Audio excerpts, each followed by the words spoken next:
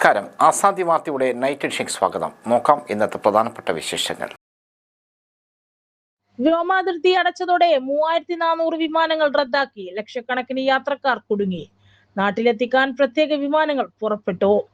ശബരിമലയിൽ യുവതീ പ്രവേശനം ആചാരം നിലനിർത്തുമെന്ന് ദേവസ്വം ബോർഡ്. വളരുന്ന ആരോഗ്യരംഗം. കിഡ്നി മാറ്റിവെക്കൽ ശസ്ത്രക്രിയ ഇനി പരിയാരം മെഡിക്കൽ കോളേജിലും. DMSH സർക്കാരിന്റെ സന്ദേശത്തിൽ എന്താണ് തെറ്റെന്ന് ഹർജിക്കാരോട് ഹൈക്കോടതി. പൊങ്കാലയ്ക്ക് നഗരം ഒരുങ്ങി. സുരക്ഷയ്ക്ക് 4000 പോലീസ് ഉദ്യോഗസ്ഥർ. ഇറാൻ ഇസ്രായേൽ സംഘർഷം. ഗൾഫിൽ മരണം 8 വഞ്ചനാപരമായ ആക്രമണമെന്ന് ഗൾഫ് രാജ്യങ്ങൾ. വിശദമായ വാർത്തകളിലേക്ക് പോകാം. ശബരിമലയിലെ യുവതീ പ്രവേശനം ആചാരം നിലനിർത്തുമെന്ന് ദേവസ്വം ബോർഡ് യോഗം. ക്ഷേത്രാചാരങ്ങളെയും സംരക്ഷിക്കുക എന്നതാണ് ബോർഡിൻ്റെ നിലപാട്. നേരത്തെയും ഇതേ നിലപാട് തന്നെയാണ് ബോർഡ് സ്വീകരിച്ചത്. യുവതീ പ്രവേശനത്തിലും ശബരിമലയിലെ ആചാരങ്ങൾ നിലനിർത്തണമെന്ന് സുപ്രീം കോടതിയെ അറിയിക്കുമെന്നും ചെയർമാൻ ജയകുമാർ പറഞ്ഞു. മണ്ഡല മകരവിളക്ക് മഹോത്സവത്തിന് മുന്നോടിയായി വിഷുവിന് തന്നെ പമ്പയിൽ തീർത്ഥാടന ഓഫീസ് സജ്ജമാകുമെന്ന് Thiruvithamkoor Devaswom board president K Jayakumar പറഞ്ഞു. ബോർഡിൻ്റെ പ്രത്യേകതയോ യോഗങ്ങളും ഇതേ ഓഫീസിൽ ചേരും. ശബരിമല ഉത്സവത്തിന് മാത്രമായി പ്രത്യേക ബജറ്റ് തയ്യാറാക്കുന്നുണ്ട്. ചെലവുകൾക്ക് നിയന്ത്രണമുണ്ടാക്കാനും വരുമാനം വർദ്ധിപ്പിക്കാനും ബജറ്റിലൂടെ ലക്ഷ്യമിടുന്നുണ്ടെന്നും ജയകുമാർ വാർത്താസമ്മേളനത്തിൽ അറിയിച്ചു. ശബരിമല മണ്ഡല മകരവിളക്ക് മഹോത്സവം കഴിഞ്ഞ ഉടനെ വരവ് ചെലവ് കണക്കുകൾ ഓഡിറ്റ് ചെയ്ത് റിപ്പോർട്ട് ലഭിക്കും. ടെൻഡർ രേഖകളും കരാറുകളും പുനഃപരിശോധിക്കും. ശുചീകരണത്തിന് വിശദമായ പ്രോട്ടോകോൾ തയ്യാറാക്കും. ശുചിത്വ മിഷനും വിദഗ്ധരുമായും ചർച്ച നടത്തും. ശബരിമലയെ പൂർണ്ണമായും പ്ലാസ്റ്റിക് മുക്തമാക്കുമെന്നും ജയകുമാർ അറിയിച്ചു. DMSH സർക്കാരിന്റെ സന്ദേശത്തിൽ എന്താണ് തെറ്റെന്ന് ഹർജിക്കാരോട് ഹൈക്കോടതി. DA അനുവദിച്ചതും സാമൂഹ്യക്ഷേമ പ്രവർത്തനങ്ങളും സംബന്ധിച്ച് ജീവനക്കാർക്ക് സർക്കാർ സന്ദേശം അയച്ചത് എന്താണ് തെറ്റെന്ന് ഹർജിക്കാരോട് ഹൈക്കോടതി. എപ്പോൾ സന്ദേശം അയക്കണം എന്ന് സർക്കാരാണ് തീരുമാനിക്കുന്നത്. സ്വകാര്യത ലംഘിച്ചെന്ന് എങ്ങനെ പറയാനാകുമെന്നും ഏത് നിയമത്തിന്റെ അടിസ്ഥാനത്തിലാണ് നിയമവിരുദ്ധ ഉണ്ടെന്ന് പറയുന്നതെന്നും കോടതി ചോദിച്ചു. ജീവനക്കാരുടെ വ്യക്തിഗത വിവരം ചോർത്തിയെന്ന് ആരോപിച്ചാണ് ഹർജിക്കാർ ഹൈക്കോടതിയെ സമീപിച്ചത്. നേരത്തെ ജീവനക്കാർക്ക് സന്ദേശം അയക്കുന്നത് സ്റ്റേ ചെയ്യണമെന്ന ഹർജിക്കാരന്റെ ആവശ്യവും ഹൈക്കോടതി അംഗീകരിച്ചിരുന്നില്ല. മുഖ്യമന്ത്രിക്ക് നോട്ടീസ് അയക്കണമെന്ന ആവശ്യവും അംഗീകരിച്ചില്ല. സാമൂഹ്യക്ഷേമ പ്രവർത്തനങ്ങളുമായി ബന്ധപ്പെട്ട സംശയങ്ങൾ മൊബൈൽ ഫോണിൽ അയക്കേണ്ടി വരുമെന്ന് സർക്കാർ അറിയിച്ചിരുന്നു. പ്രധാനമന്ത്രിയുടെ ഓഫീസിൽ നിന്നും സമാന സന്ദേശങ്ങൾ ലഭിക്കാറുണ്ടെന്ന് ചൂണ്ടിക്കാട്ടിയ സർക്കാർ അതിന്റെ സ്ക്രീൻഷോട്ടുകളും കോടതിക്ക് കൈമാറി. ഇറാൻ ഇസ്രായേൽ സംഘർഷം. ഗൾഫിൽ മരണം 8 വഞ്ചനാപരമായ ആക്രമണമെന്ന് ഗൾഫ് രാജ്യങ്ങൾ. ഇറാൻ്റേത് വഞ്ചനാപരമായ ആക്രമണമെന്ന് വിവിധ ഗൾഫ് രാജ്യങ്ങൾ സാധാരണക്കാരെയും ജനവാസ മേഖലകളെയും ലക്ഷ്യം വെച്ചുള്ള ഇറാൻ്റെ ആക്രമണത്തിൽ അപലപിക്കുന്നു. കൃത്യമായ മറുപടി നൽകണമെന്ന് GCC കൗൺസിൽ യോഗം നിർദ്ദേശിച്ചു. ഇറാൻ ഇസ്രായേൽ സംഘർഷത്തിൽ ഗൾഫിൽ മരണം 8 ഒട്ടേറെ പേർക്ക് പരിക്കേറ്റു. ബഹ്റൈനിൽ തിങ്കളാഴ്ച പുലർച്ചെ മിസൈൽ അവശിഷ്ടങ്ങൾ വീണ് ഒരാൾ മരിച്ചു. ഏഷ്യൻ സ്വദേശിയാണ് മരിച്ചത്. പ്രദേശത്തെ സൽമാൻ ഇൻഡസ്ട്രിയൽ മേഖലയിൽ വിദേശ കപ്പലിൽ തീപിടിച്ചു. അഗ്നിബാധയിൽ 2 പേർക്ക് പരിക്കേറ്റു. ഒമാനിലെ മസ്കറ്റിൽ കപ്പലിന് നേരെ ആക്രമണമുണ്ടായി. സുൽത്താൻ ഫാഹൂസ് തുറമുഖത്തിലാണ് കപ്പലിന് നേരെ ഡ്രോൺ ആക്രമണം ഉണ്ടായത്. സംഭവത്തിൽ മിസൈൽ അവശിഷ്ടങ്ങൾ വീണ് 3 പേർ മരിച്ചു. ഗൾഫ് മേഖലയിലാകെ 14 കണക്കിന് മലയാളികളും ഭീഷണിയിലാണ്. വിദ്യാഭ്യാസ സ്ഥാപനങ്ങളൊക്കെ ഓൺലൈൻ ക്ലാസ്സുകളാക്കി മാറ്റി. പല ഓഫീസുകളും വർക്ക് ഫ്രം ഹോമാക്കി. ഖത്തറിൽ നിന്നും പ്രിൻസ് പി നായർ റിപ്പോർട്ട് ചെയ്യുന്നു. യുദ്ധഭീതിയിലാണ് നാടെങ്ങും. ഗൾഫ് രാജ്യങ്ങളിൽ പലരും പേടിയോടെയാണ് കഴിയുന്നത്. റോഡുകളിൽ വാഹനം കുറവാണ്. കടകൾ പലതും പ്രവർത്തിക്കുന്നില്ല. നോമ്പുകാലമായതിനാൽ ഹോട്ടലുകൾ പൊതുവെ ഈ സമയത്ത് തുറക്കാറില്ല. എങ്കിലും ജനങ്ങൾ റോഡിലിറങ്ങാൻ മടിക്കുകയാണ്. രാത്രി സമയത്തൊക്കെ മിസൈൽ ആക്രമണവും പൊട്ടുന്ന ശബ്ദവും കേൾക്കാം. ഇന്ന് പകൽ സമയത്ത് തുടർച്ചയായ പൊട്ടലിന് കുറച്ച് കുറവുണ്ടെങ്കിലും ഒറ്റപ്പെട്ട അക്രമം ഉണ്ടാകുന്നുണ്ട്. സാധനം വാങ്ങാൻ കടകളിലേക്ക് പോകുന്നത് ഭീതിയോടെയാണ്. കേരള സർക്കാരിന്റെ നോർക്ക ഹെൽപ്പ് ഡെസ്ക് തുറന്ന് പ്രവർത്തിക്കുന്നുണ്ട്. യുദ്ധം ദിവസങ്ങളോളം നീണ്ടാൽ വലിയ ബുദ്ധിമുട്ടിലേക്ക് വരും. ബന്ധപ്പെട്ട സർക്കാരുകൾ ഇടപെട്ട് എത്രയും പെട്ടെന്ന് സമാധാന അന്തരീക്ഷം കൊണ്ടുവരണമെന്നാണ് മലയാളി സമൂഹവും മറ്റു ജനങ്ങളും ഒറ്റക്കെട്ടായി ആവശ്യപ്പെടുന്നത്. ഖത്തറിൽ നിന്നും ആസാദ് ന്യൂസിന് വേണ്ടി പ്രണീത് കൂത്തുപറമ്പ്. ഗൾഫ് മേഖലയിൽ SSLC ഹയർ സെക്കൻഡറി പരീക്ഷകൾ മാറ്റി. തീരുമാനം സംഘർഷാവസ്ഥ പരിഗണിച്ച്. പശ്ചിമേഷ്യയിൽ നിലനിൽക്കുന്ന അസാധാരണമായ സാഹചര്യവും യാത്രാ തടസ്സങ്ങളും പരിഗണിച്ച് ഗൾഫ് മേഖലയിലെ SSLC ഹയർ സെക്കൻഡറി പരീക്ഷകൾ മാറ്റിവെച്ചു.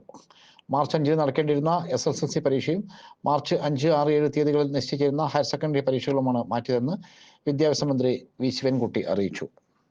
യുദ്ധസമാനമായ സാഹചര്യത്തിൽ പരീക്ഷാ കേന്ദ്രങ്ങളിൽ വിദ്യാർത്ഥികൾക്ക് കൃത്യസമയത്ത് എത്തിച്ചേരാൻ ബുദ്ധിമുട്ടുള്ളത് കണക്കിലെടുത്താണ് തീരുമാനം. പരീക്ഷകളുടെ പുതുക്കിയ തീയതി പിന്നീട് അറിയിക്കും.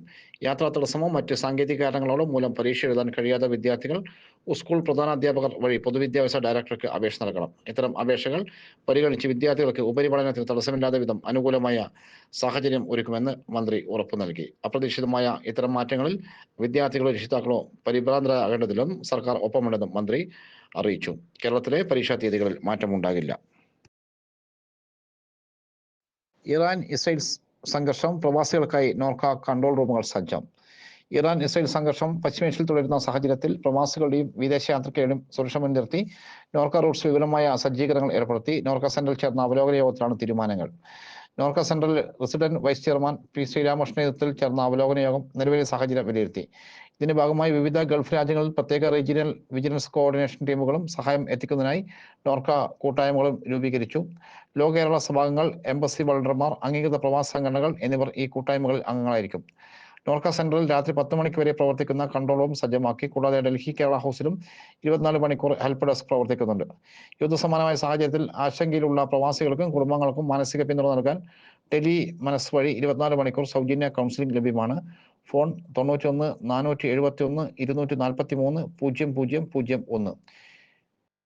അന്താരാഷ്ട്ര സഹായത്തിനായി ബന്ധപ്പെടാം. അന്താരാഷ്ട്ര മിസ്ഡ് കോൾ 91 88 02 01 2345. ഇന്ത്യയിൽ നിന്നുള്ള toll free number 1800 425 3939. Kerala house Delhi 011 237 47 079 91 931 04 43 880.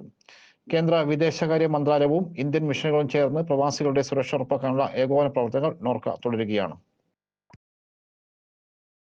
വ്യോമാതിർത്തി അടച്ചതോടെ 3400 വിമാനങ്ങൾ റദ്ദാക്കി. ലക്ഷക്കണക്കിന് യാത്രക്കാർ കുടുങ്ങി. നാട്ടിലെത്തിക്കാൻ പ്രത്യേക വിമാനങ്ങൾ പുറപ്പെട്ടു.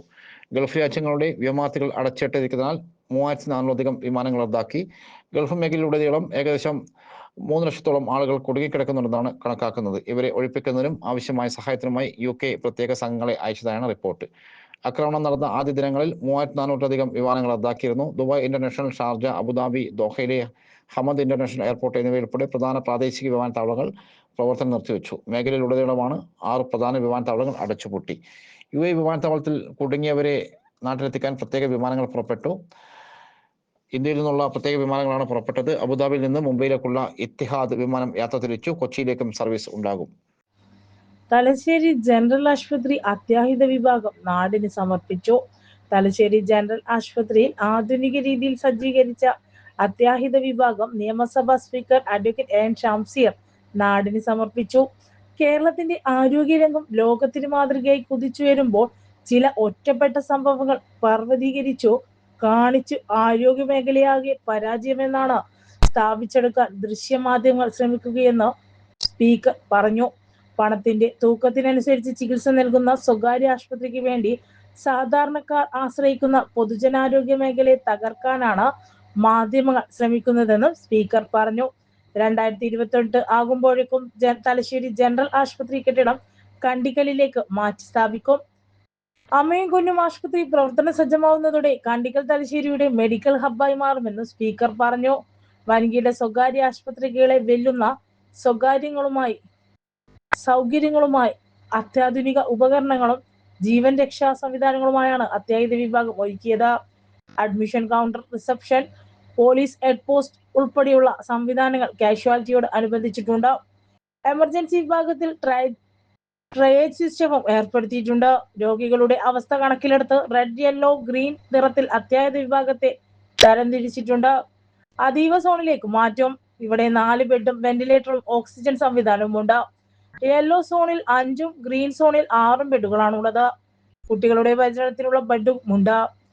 തലശ്ശേരി നഗരസഭ ചെയർപേഴ്സൺ കാരായി ചന്ദ്രശേഖരൻ അധ്യക്ഷനായി. തലശ്ശേരി ജനറൽ ആശുപത്രി deputy superintendent M Jameela report അവതരിപ്പിച്ചു. തലശ്ശേരി നഗരസഭ വൈസ് ചെയർപേഴ്സൺ വി സതി, നഗരസഭ ആരോഗ്യ standing committee chairperson COD Shabeer, ward councillor Shahanas Mansoor, ജില്ലാ medical officer doctor KT Rekha, NHM ജില്ലാ programme manager doctor P Anilkumar, Thalassery general ആശുപത്രി superintendent doctor VK Rajeev, Bairooha foundation ഭാരവാഹി KS Sunil, lay secretary VS Hena, nursing superintendent Mini Joseph, RMO VS Jithin, രാഷ്ട്രീയ party പ്രതിനിധികളായ CK Rameshan, MP Aravindakshan, advocate KL Latheef, advocate KM Sreesan, K Ajesh, Prasannan, Babu D'Cruz, BP Musthafa എന്നിവർ പങ്കെടുത്തു.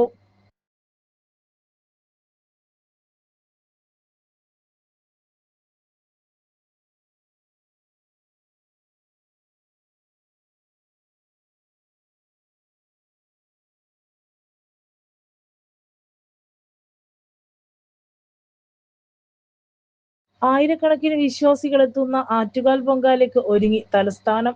നഗരത്തിലെ പ്രധാന പാതകൾ മുതൽ ഇടവഴികൾ വരെ പൊങ്കാല അടുപ്പുകൾക്കായി ചുടുകല്ലുകൾ നിരന്നു. വഴിയോരങ്ങളിൽ കുടിവെള്ളവും സംഭാരവും ലഘുഭക്ഷണവും വിതരണം ചെയ്യാൻ സന്നദ്ധ പ്രവർത്തകർ ജാതിമതഭേദമന്യേ സജ്ജം. വീടുകളും കടത്തിണ്ണകളും ദൂരദേശങ്ങളിൽ നിന്നെത്തുന്നവർക്ക് വിശ്രമ ഇടങ്ങളായി മാറിക്കഴിഞ്ഞു. സുരക്ഷയ്ക്കായി 4000-ലധികം പോലീസുകാരെ വിന്യസിച്ചു. KSRTC പ്രത്യേക സർവീസുകൾ ഒരുക്കിയും ഔദ്യോഗിക സംവിധാനങ്ങൾ ഉണർന്നു പ്രവർത്തിക്കുന്നു. പൊങ്കാലയിടുന്നവരുടെ സൗകര്യത്തിനായി പാളിയം CSI ക്രൈസ്റ്റ് പള്ളിയും സെന്റ് ജോസഫ് കത്തീഡ്രൽ പള്ളിയും ആരാധന സമയത്തിൽ മാറ്റം വരുത്തി. പാളയം ജുമാ മസ്ജിദ് കമ്മ്യൂണിറ്റി ഹാളും പരിസരവും എത്തുന്നവർക്ക് തുറന്നു നൽകുമെന്ന് അധികൃതർ അറിയിച്ചു. റെസിഡൻസ് അസോസിയേഷനുകളും തൊഴിലാളി സംഘടനകളും ഭക്ഷണവും ജലവും മറ്റു സൗകര്യങ്ങളും ഉറപ്പാക്കാൻ സജീവമായി രംഗത്തുണ്ട്. പൊങ്കാലയ്ക്ക് പൊതുജനങ്ങൾക്ക് സുരക്ഷ ഉറപ്പാക്കാൻ 4000 പോലീസ് ഉദ്യോഗസ്ഥരെ വിന്യസിക്കും. സിറ്റിയിലെ പ്രധാന സ്ഥലങ്ങളെ പ്രത്യേക 4 സോണുകളാക്കി 13 ഡിവിഷനുകളായും 29 സെക്ടറുകളായും തിരിച്ച് നിയന്ത്രിക്കും. എല്ലാ സോണുകളുടെയും ഏകോപനം കൺട്രോൾ റൂം വഴി നടത്തും.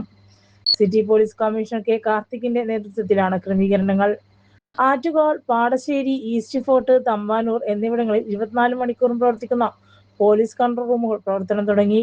അടിയന്തര സാഹചര്യം, വഴിതെറ്റിപ്പോകുന്ന കുട്ടികൾ, നഷ്ടപ്പെട്ട വസ്തുക്കൾ, ആരോഗ്യ സഹായം, ഗതാഗത വിവരങ്ങൾ തുടങ്ങിയവയ്ക്ക് കൺട്രോൾ റൂമുകളെ സമീപിക്കാം. തിരക്ക് ക്യൂ മാനേജ്മെന്റ് ക്രമീകരണങ്ങൾ ഏർപ്പെടുത്തും. ക്ഷേത്ര പരിസരത്ത് 5 നിരീക്ഷണ ടവറുകൾ സജ്ജമാക്കി. 20 സ്ഥലങ്ങളിൽ മെഗാഫോൺ വഴി വിവരം അറിയിക്കും. പാർക്കിംഗ് സ്ഥലങ്ങൾ എളുപ്പത്തിൽ കണ്ടെത്തുന്നതിനും യാത്രാ സൗകര്യം സുഗമമാക്കാനും QR കോഡ് സംവിധാനം ഏർപ്പെടുത്തി.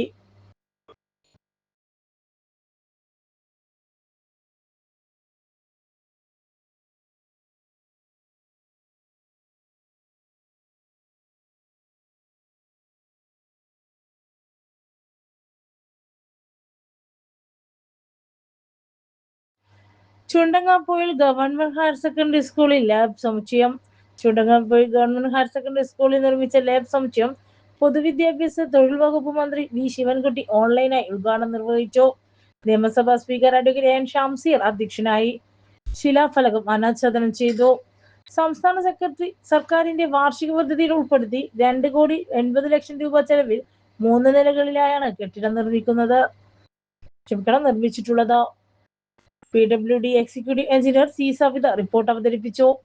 കതിരൂർ ഗ്രാമപഞ്ചായത്ത് president PP Sujaya, Panoor block panchayat president N Praseetha, ജില്ലാ പഞ്ചായത്ത് അംഗം MK ശോഭ, പാനൂർ ബ്ലോക്ക് പഞ്ചായത്ത് അംഗം PV കരുണൻ മാസ്റ്റർ, കതിരൂർ ഗ്രാമപഞ്ചായത്ത് അംഗം A Sajesh, school principal KK Balakrishnan, പ്രധാനാധ്യാപിക M Sreeranjini, PTA president A Vinodan, SM president A Vinodan, SMC chairman Chandran master, mother PTA president Divya, higher secondary staff secretary KV Shani, high school staff secretary Ranjith, school leader K Adithya, രാഷ്ട്രീയ party പ്രതിനിധികളായ Ponyan Krishnan, N Hareendran, V Sathyalal, Cheriyankandi Basheer, V Hareendran തുടങ്ങിയവർ പങ്കെടുത്തു.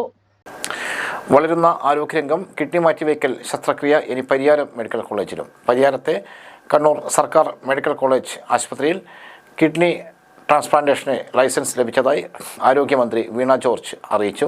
അടിസ്ഥാന സൗകര്യങ്ങളും മറ്റ് അനുബന്ധ ക്രമീകരണങ്ങളും ഒരുക്കിയതിൻ്റെ അടിസ്ഥാനത്തിലാണ് മെഡിക്കൽ കോളേജിന് കെസോട്ടോയുടെ ലൈസൻസ് ലഭ്യമായതെന്ന് മന്ത്രി പറഞ്ഞു. വൈകാതെ തന്നെ കിഡ്നി മാറ്റിവയ്ക്കൽ ശസ്ത്രക്രിയ പരിയാരം മെഡിക്കൽ കോളേജിൽ ആരംഭിക്കാൻ കഴിയുമെന്നാണ് പ്രതീക്ഷയെന്ന് മന്ത്രി കൂട്ടിച്ചേർത്തു.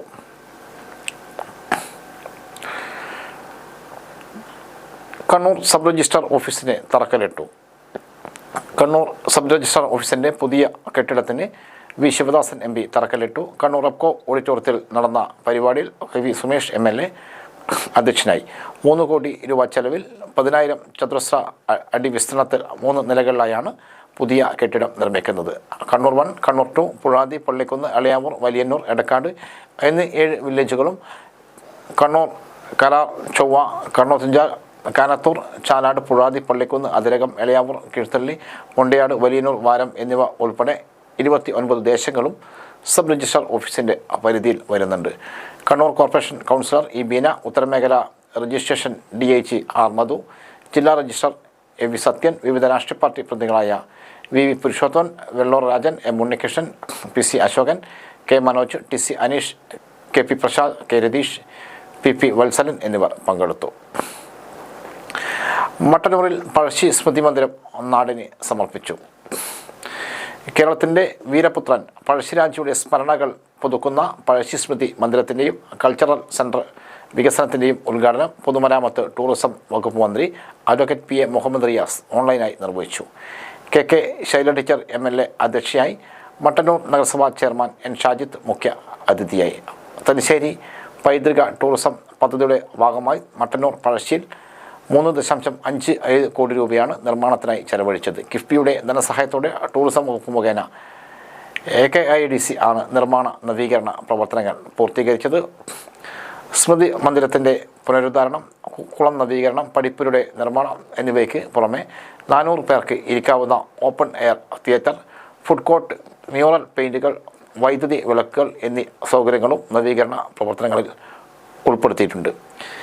KIDC Kannur deputy general manager Gangadharan NT report അവതരിപ്പിച്ചു. Tourism deputy director DV Prabhath, Mattannur നഗരസഭ വൈസ് ചെയർപേഴ്സൺ ഒ പ്രീത, വികസനകാര്യ standing committee chairman P Sreenath, വിദ്യാഭ്യാസ standing committee chairperson VK Sugathan, ക്ഷേമകാര്യ standing committee chairperson P Praseena, ആരോഗ്യകാര്യ standing committee chairperson K Majeed, പൊതുമരാമത്ത് standing committee chairperson P Anitha, Kerala കള്ളിച്ചത്ത് തൊഴിലാളി ക്ഷേമനിധി board chairman NV Chandrababu, മുൻ നഗരസഭാ ചെയർപേഴ്സൺമാരായ KT Chandran master, Seena Ismail, K Bhaskar master, Anitha Venu, മുൻ വൈസ് ചെയർപേഴ്സൺ P പുരുഷോത്തമൻ, വിവിധ രാഷ്ട്രീയ പാർട്ടി പ്രതിനിധികളായ M Ratheesh, CH Valsalan, Suresh Mavira, EP Shamsudheen, MV Sasidharan, D Muneer, M Mukundan, KP Rameshan, KP Anilkumar, Aniyeri Achuthan, Mannatt Kumaran, Musthafa Bavari, Ganeshan Kunnummal,